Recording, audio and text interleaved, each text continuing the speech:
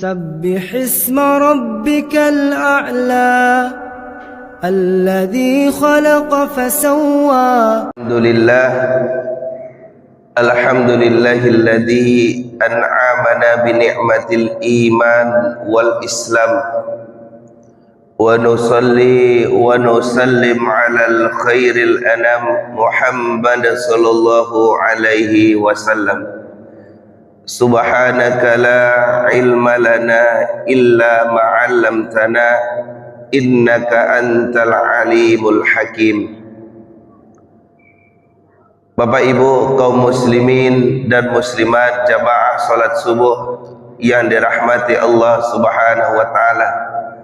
Bersyukur kita atas nikmat Allah kepada diri kita yang telah memberikan nikmat iman dan Islam dengan kondisi hujan yang terus menerus dari sore hari sampai pagi hari ini. Allah pilih kita untuk menjadi orang yang teguh, kokoh untuk memantapkan niat datang ke masjid melaksanakan sholat subuh secara berjamaah. Kemudian salawat dan salam kita kirimkan, kita sampaikan kepada Nabi Muhammad sallallahu alaihi wasallam dengan lafaz Allahumma salli ala Muhammad wa ala ali Muhammad. Mudah-mudahan untayan salawat yang kita kirim setiap harinya menjadi syafaat juga bagi kita di yaumil akhir kelak. Bapak Ibu kaum muslimin dan muslimat yang dirahmati Allah, kami mengawali pengajian kita ini kembali dengan memberikan perumpamaan kepada kita. Bapak Ibu, sekiranya ibu, bapak-bapak menanam suatu pohon, kemudian kita rawat setiap harinya, kita rawat, kita bersihkan pinggirannya sehingga tidak ada yang mengotorinya. Kemudian setelah pohon ini begitu besar, begitu rindang, nah yang jadi pertanyaannya adalah apakah ibu-ibu, bapak-bapak hanya menunggu pohon itu menjadi rindang atau mengharapkan buah daripada pohon yang kita tanam tadi?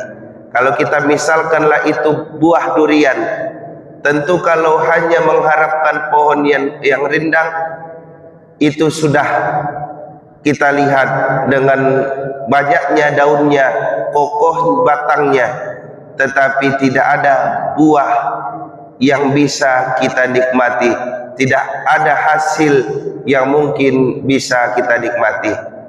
Bapak Ibu kaum muslimin dan muslimat, maka kurang lebih seperti itulah perumpamaan ketika seseorang ataupun satu di antara kita melakukan suatu amalan yang tidak memiliki nilai ibadah, merasa itu adalah suatu amalan yang begitu rindang, yang begitu banyak, tetapi tidak bernilai ibadah di sisi Allah Subhanahu wa taala.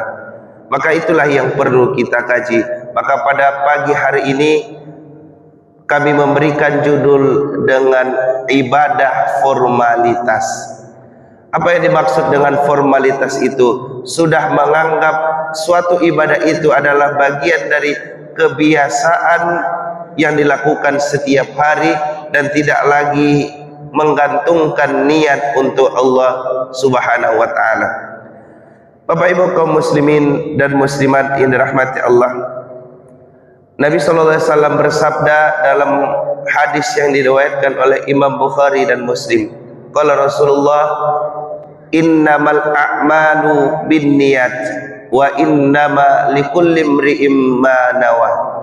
Segala sesuatu amal perbuatan itu diawali dengan niat, dan segala sesuatu yang diniatkan itu akan dibalasi oleh Allah tergantung terhadap apa yang dia niati di awal tadi. Bapak Ibu kaum muslimin dan muslimat, kami sering melihat fenomena ini, dan ini kami berharap kepada kita semua berubah sedikit demi sedikit bagi kita. Apa yang kami lihat ketika sholat atau beribadah, melaksanakan sholat, maka dia sudah berniat dari rumah, saya akan melaksanakan sholat zuhur, maka itu sudah jatuh niatnya. Kemudian dikuatkan dengan ketika sebelum mengucapkan takbir dia niatkan kembali. Kalau dalam Syafi'iyah maka dia melafazkannya, usolli fardhus subuhi rakaataini mustaqbilal kiblati ma'muman lillahi ta'ala. Atau dalam hatinya, saya melaksanakan sholat subuh berjamaah menghadap kiblatkan Allah Ta'ala. Maka itu yang dimaksud dengan niat ketika kita melaksanakan sholat.